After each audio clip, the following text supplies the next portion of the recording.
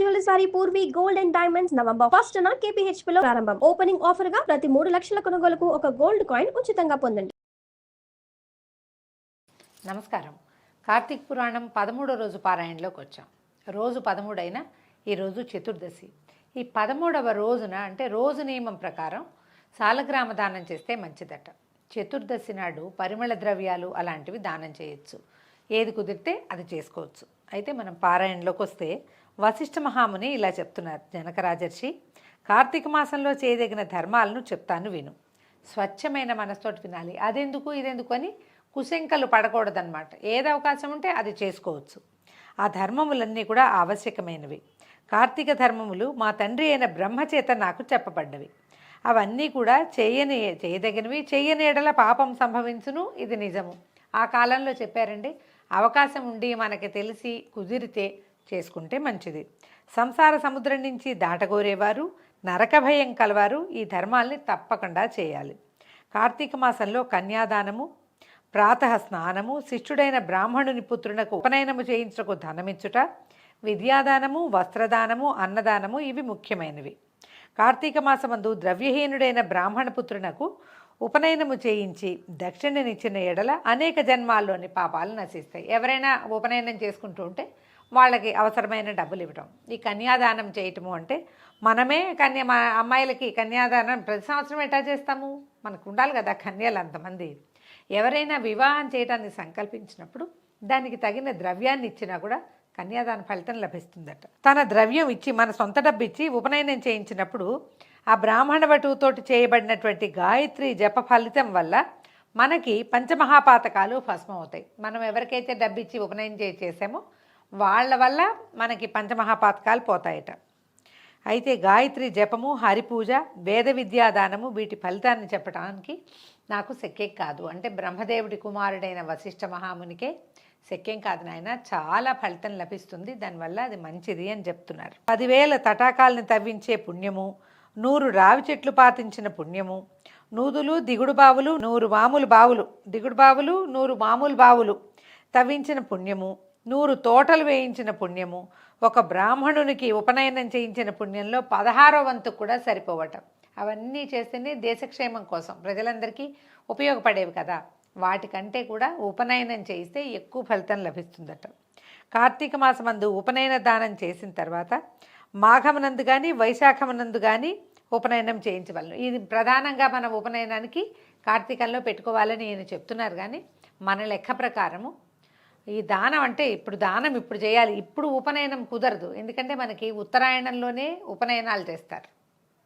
ఇప్పుడు బాబు నేను మీకు డబ్బులు ఇస్తాను, వచ్చే ఏడాది ఉపనయనం చేసుకోండి అని మనం ప్రామిస్ చేసి తర్వాత మాఘ వైశాఖ మాసాలలో ఎప్పుడో ఒకసారి ఉపనయనం చేయించవచ్చు. వివాహాది క్రతువులు అవుతాయి కానీ ఉపనయనాలు ఖచ్చితంగా ఉత్తరాయణంలోనే చేస్తారు.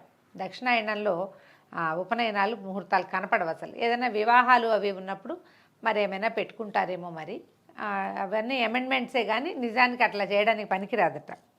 సాధువులు శ్రోత్రియులు అయినటువంటి బ్రాహ్మణ కుమారులకు ఉపనయనం చేయిస్తే అనంత ఫలితం కలుగుతుందని ధర్మవేత్తలు చెప్పారు. పరద్రవ్యం అంటే వేరే వాళ్ళ డబ్బుతోటి తీర్థయాత్ర కానీ దేవబ్రాహ్మణ సంతర్పణ కానీ చేస్తే ఆ పుణ్యము ద్రవ్యదాతకి వెళ్తుంది. అంటే మనం డబ్బులు ఇచ్చి ఎవరికైనా అన్నదానానికి డబ్బు ఇచ్చామనుకోండి, దానం చేసిన వాడికి దాన ఫలితం లభించదు. పని చేసిన ఫలితం మాత్రమే. అతను ఎంత శ్రద్ధగా ఉన్నాడో ఎవరినైనా సేవిస్తే ఆ ఫలితమే తప్ప ద్రవ్యం ఎవరిచ్చారో డబ్బు ఇచ్చిన వాడికే ఆ ఫలితం లభిస్తుంది. అందుకని మనం ఇవాళ రేపు ఏం చేస్తామంటే విరివిగా దేవాలయాల్లో అన్న సంతర్పణలు జరుగుతుంటాయి. దేవాలయంలో అన్నదానానికి డబ్బులు కడుతూ ఉంటాం. డబ్బు ఎవరిస్తారో వాళ్ళకి ఫలితం ఎక్కువ లభిస్తుందని చెప్తోంది పురాణం. కార్తీక మాసంలో కూడా ఒక ధనం ఇచ్చి ఒక బ్రాహ్మణునికి ఉపనయనము వివాహము చేయిస్తే అనంత ఫలితం లభిస్తుంది. కార్తీకంలో తనే స్వయంగా కన్యాదానం చేసిన వాడికి పాప విముక్తి కూడా లభిస్తుంది. తన తాత ముత్తాతలందరికీ కూడా పితృలోక ప్రాప్తి నుంచి పితృలోక నుంచి బ్రహ్మలోక ప్రాప్తి లభిస్తుందట. దీని విషయంలో ఒక పురాతనమైన గాథ ఉంది చెప్తున్నారు. ద్వాపర యుగంలో వంగదేశానికి సువీరుడనే ఒక రాజు ఉండేవాడు. ఆయన చాలా శౌర్యవీర్య పరాక్రమవంతుడు, కానీ దురాత్ముడట. అతను కొంతకాలానికి దైవయోగం వల్ల దాయాదులతో జయించబడి రాజ్యభ్రష్టుడయి తన భార్యతో కలిసి అడవికి వెళ్ళిపోయి ఆ ధనం లేక జీవించడానికి చాలా దుఃఖపడేవాడట. ఏమీ లేదు, నేను ఇంత దుఃఖంగా ఉన్నాను, కష్టంగా ఉన్నానని భావించేవాడు. అయితే ఎంతో కాలం అక్కడ భార్యాభర్త అడవిలో ఉంటే కందమూలాలు అవి తింటూ పాపం ఏదో దొరికింది తిని బతికేవారు. చిన్న ఇల్లు ఏదో వేసుకుంది. క్రమంగా ఆయన భార్య గర్భవతి అయిందట. నర్మదా నదీ తీరంలో ఒక పర్ణశాల నిర్మించుకుని అక్కడ ఉండేవారు. పర్ణశాలలో ఒక అత్యంత సౌందర్యవతి అయిన ఒక కన్యామణికి జన్మనిచ్చింది ఈవిడ. పాపాయి పుట్టింది. పిల్ల చాలా అందగత్తిగా ఉంది. రాజు అరణ్య నివాసము, ఈ వన్యాహారము అంటే అడవిలో దొరికే భోజనము, సంతానము, పిల్లకి పోషణకి ఏ ధనము లేకపోవటం వల్ల చాలా దుఃఖంగా ఉండేదట ఆయనకి. పురాకృత పాపం, నేను ఎప్పుడు ఇంత పాపం చేశాను, ఇటు అయిపోయింది అట్లా అయిపోయింది అని దుఃఖించేవాడు. పిల్ల మాత్రం అందగతే చక్కగా దినదిన ప్రవర్ధమానంగా పాప ఎదుగుతుంటే పిల్ల ఎంత సౌందర్యవతో తెలుస్తూ ఉండేది. ఆ అడవిలో వెళ్ళేటువంటి మునులు ఋషులు అందరూ నేత్రానందంగా అబ్బా పిల్ల ఎంత చక్కటి పిల్లోయ్, చందమామ లాంటి కూతురు పుట్టింది నీకని అనేవారు. కొంతకాలానికి పాపాయికి ఒక 8 సంవత్సరాల వయసు వచ్చింది. అయితే చూడ్డానికి చక్కగా ఉండేసరికల్లా ఒక మునికుమారుడు ఆ ప్రాంతానికి వచ్చి ఈ సువీరుడిని అడిగాడు, అయ్యా మీ అమ్మాయిని నాకు ఇచ్చి పెళ్లి చేయండి అని. అష్టపశ్చాత్ భవేత్ కన్యా అనేవారండి. ఇప్పుడు మనం చెప్పుకోవట్లేదు, కానీ 8 సంవత్సరాలు వస్తే అమ్మాయికి వివాహం చేయాలనేవారు. 8 ఏళ్ళకి పెళ్లి చేయంగానే భర్తతో కాపురానికి పంపించేవాళ్ళు కాదు, మన ఇళ్లలోనే ఉంచుకుని పిల్లలు కాపురానికి యోగ్యమైన వయసు వచ్చేదాకా ఇంటి దగ్గర అట్ట పెట్టుకుని తర్వాత పంపేవాళ్ళు. ఆ కాలంలో అట్లాగే జరిగేదండి.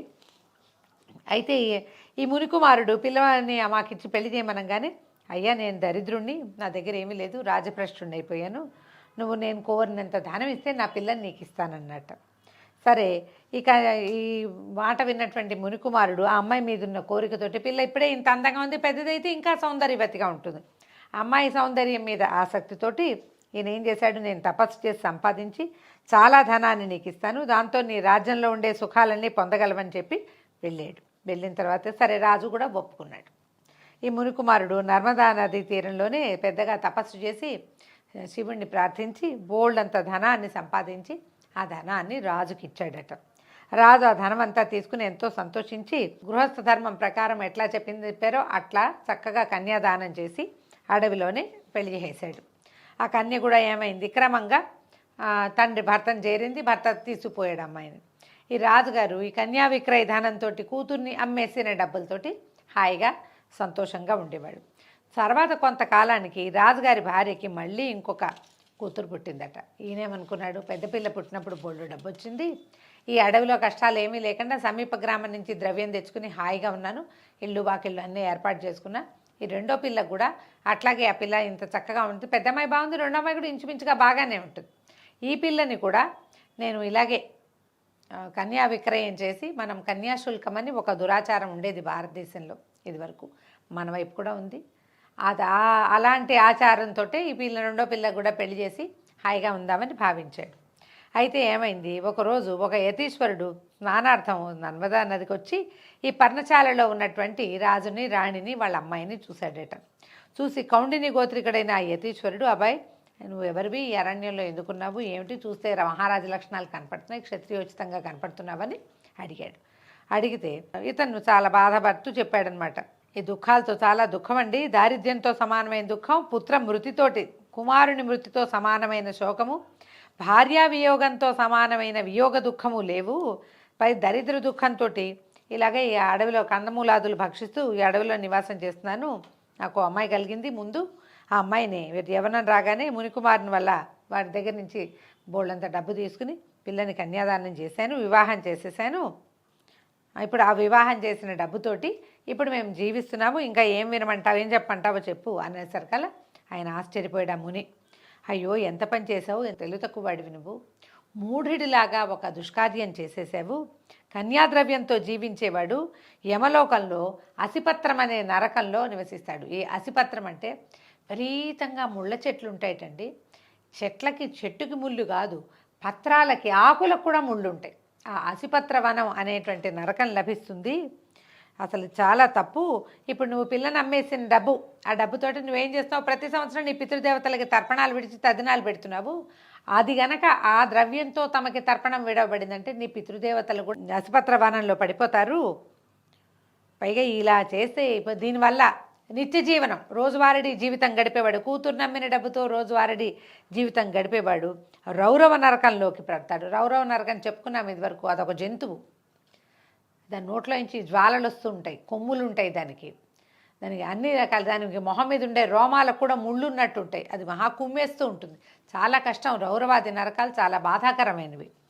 అయితే ఈ సమస్తమైన పాపాలకి ప్రాయశ్చిత్తం చెప్పారు, కానీ ఈ కన్యా విక్రయ పాపానికి మాత్రం ఏ ప్రాయశ్చిత్తం చెప్పలేదు నాయన. కనీసం ఈ కార్తీకంలో శుక్లపక్షంలో, రేపు రాబోతోంది కార్తీక మాసము, శుక్లపక్షంలో రెండో కూతురికి బంగారాభరణాలతో అలంకరించి కన్యాదానం ఇచ్చి వివాహం చేయి నాయన. ఇది మాత్రం చాలా పొరపాటు, ఇలా నువ్వు చేయాల్సింది కాదు. కార్తీకంలో విద్యాతేజశీలయుక్తుడైన వరుడికి కన్యాదానం చేసినవాడు గంగాది సమస్త తీర్థములందు స్నానదానాలు చేసేవాడు పొందే ఫలితాన్ని, యథోక్త దక్షిణాయుతంగా అశ్వమేధాది యాగాలు చేసినవాడు పొందే ఫలితాన్ని పొందుతాడు నాయన అని చెప్పేసరికల్లా అతనికి రాజుగారికి కోపం వచ్చిందట. నీచుడుగా ధనాశతో అన్నాడు, ఇదేం మాట, పుత్రధారాదులు అంటే భార్యా పిల్లలు, గృహము ఇల్లు వాకిళ్ళు అవి, వస్త్రాలు అలంకారాలు ఉన్నందుకు దేహాన్ని సుఖపెట్టి భోగించాలి, ధర్మమేమిటి, పుణ్యలోకమేమిటి, దానమేమిటి, ఫలితమేమిటి, ఎలాగైనా ధనాన్ని సంపాదించి హాయిగా ఉండటమే ముఖ్యము. నా రెండో కూతుర్ని కూడా ద్రవ్యం ఇచ్చేవాడికే, నాకెవడు డబ్బు ఇస్తాడో వాడికే ఇచ్చి ఆ ద్రవ్యంతో హాయిగా ఉంటాను, నీకెందుకు, నీ దారి నువ్వు పొమ్మని కేకలేశాడు. ఈ అక్కడున్న మునిగారు ఏమనుకున్నాడు, సరే స్నానార్థం వెళ్ళిపోయాడు, నర్మదా నదికి వెళ్ళిపోయాడు. కొంతకాలం తర్వాత ఈ పిల్ల ఇంకొంచెం పెద్దదయ్యేసరికల్లా ఈ అరణ్యంలో సువీరుడు మరణించాడు. ఈ ఇద్దరు కుమార్తెల తండ్రి మరణించేసరికి యమదూతలు పాశాలతో వచ్చి రాజును కట్టి యమలోకాన్ని తీసుకుపోయారు. అక్కడ యముడు వాడిని చూసి కళ్ళెరజేసి అనేక నరకాలయందు యమయాతలను పెట్టిన తర్వాత అసిపత్ర వనమునందు రాజు పితరులని కూడా, వాళ్ళ తాతని ముత్తాతని తండ్రిని అందరినీ అందులో పడేశారు. అసిపత్రం అంటే ఇక ఒక కత్తులే ఆకులుగా గల వృక్షాలతో కూడిన చిక్కని వనం, కదిలితే కత్తులు తెగి గుచ్చుకుపోతూ ఉంటాయన్నమాట. ఈ సువీరుని వంశమందు శృతకీర్తి అనేవాడు సమస్త ధర్మాలను ఆచరించి 100 యజ్ఞాలు చేసి అత్యంత ధర్మపరుడుగా రాజ్యపాలన చేశాడు. స్వర్గానికి పోయి ఇంద్రాదుల్లో సేవించబడుతున్నట్ట.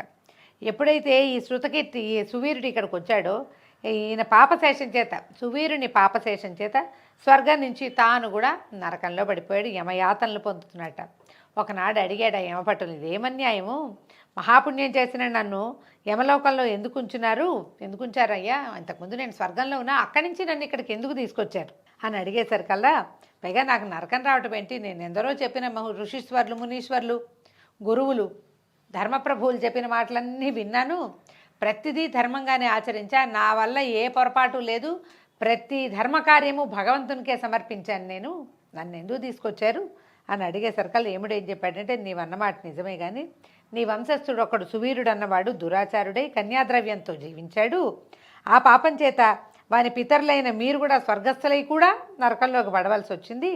తర్వాత ఇంకేముంది, ఇక్కడి నుంచి నానా దుష్ట యోనులు ఎందుకు జన్మిస్తారు, ఇక్కడ ఏర్పరచబడిన సమయం అయిపోయిన తర్వాత వాళ్ళు అతను కింద పుడతాడు, మీరు కూడా నానా యోనులు ఎందుకు జన్మించవలసిందే అని చెప్పి ఏం చెప్పాడంటే, శృతకీర్తి విను, సువీరుడికి ఇంకో కుమార్తె ఉంది, నర్మదా నదీ తీరంలో ఉన్న పర్ణశాలలో తల్లి దగ్గరుంది, దానికి ఇంకా వివాహం కాలేదు, నువ్వు నా ప్రసాదం వల్ల ఈ దేహంతో అక్కడికి వెళ్ళి అక్కడున్న మున్లతో ఈ మాటని చెప్పి కార్తీక మాసంలో ఆ కన్యను యోగ్యుడైన వరుణుకిచ్చి కన్యాదానం చేయము. కార్తీక మాసమందు సర్వాలంకారయుక్తురాలైన కన్యను వరుణుకిచ్చువాడు లోకాధిపతి అవుతాడు. శాస్త్ర ప్రకారము కన్యాదానము బహుప్రశస్తం.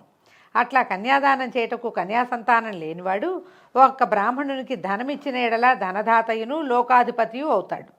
కన్యలు లేనివాడు 2 పాడి ఆవుల్ని ఎవరికైనా దానం చేస్తే ఇచ్చి కన్యకను తీసుకొని వరుణికిచ్చి వివాహం చేసిన ఎడలు కూడా కన్యాదాన ఫలితం పొందుతారు. మామూలుగా మనకి కజిన్స్కి ఎవరికైనా కుదరకపోతే బాబాయిలో మేనమామలో కన్యాదానం చేస్తారు కదా, మనము ఆ కన్య బదులట 2 పాడి ఆవులు ఇచ్చేవారు, పురాణంలో అట్లా చెప్తున్నారనమాట. కాబట్టి నువ్వు శీఘ్రంగా వెళ్ళి బ్రాహ్మణులకు మూల్యం ఇవ్వు, దాని చేత నీ పితరులందరూ తృప్తి పొంది నిత్యము సంతోషిస్తారు అనగానే ఈ శృతకీర్తి యముడి మాట విని యముడికి ఒక నమస్కారం చేసి నర్మదా నదీ తీరంలో ఉన్నటువంటి ఈ సువీరుని యొక్క చిన్న కుమార్తెకి సువర్ణాభరణాలు అవి పెట్టి చక్కగా సాలంకృత కన్యాదానం చేశాడనమాట. కార్తీక పక్షంలో ఈశ్వర ప్రీతిగా విద్యుక్తంగా కన్యాదానం చేశాడు. ఆ పుణ్యమహిమ చేత సువీరుడు యమపాశం నుంచి యశుపత్రవనం నుంచే విముక్తుడై స్వర్గానికి పోయి సుఖంగా ఉన్నాడు. తర్వాత ఏం చేశాడు, శృతకీర్తి 10 మంది బ్రాహ్మణ బ్రహ్మచారులకు కన్యామూల్యాన్ని ఇచ్చాడు. ఈ డబ్బుని దానం చేసేసాడనమాట. దాని చేత వాళ్ళ పితరులందరూ విగత పాపలై స్వర్గానికి పోయారు. తను కూడా యథాగతంగా అంటే ముందు స్వర్గం నుంచే కదా తిరిగి వచ్చాడు, అక్కడికి వెళ్ళిపోయాడు. కాబట్టి కార్తీక మాసమందు కన్యాదానం ఆచరించేవాడు విగత పాపుడు అవుతాడు, ఇందులో సందేహం లేదు. కన్యామూల్యం ఇవ్వలేని వాళ్ళు మాటతోనైనా వివాహానికి సహాయం చేసినా కూడా వాళ్ళకి పుణ్యం లభిస్తుంది. మనమేం డబ్బు ఇవ్వలేము, కానీ ఒక పెళ్లి కుదురుస్తాం, ఒక పిల్లకి ఇవి మంచి సంబంధం అని చెప్తాం కదా, ఆ మాట చెప్పి వివాహానికి కారణమైన వాడికి కూడా పుణ్యం లభిస్తుందట.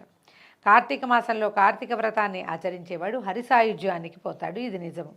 ఒకవేళ నా మాట నమ్ము ఈ ప్రకారంగా కార్తీక వ్రతం ఆచరించలేని వాళ్ళు రౌరవాది నరకాలు పొందుతారని వశిష్ఠ మహాముని జనక రాజర్షికి చెప్తున్నారు. దీంతో 13వ రోజు పారాయణ పూర్తయింది. రేపు ఉదయం మళ్ళీ 14వ రోజు పారాయణతో కలుసుకుందాం. నమస్కారం.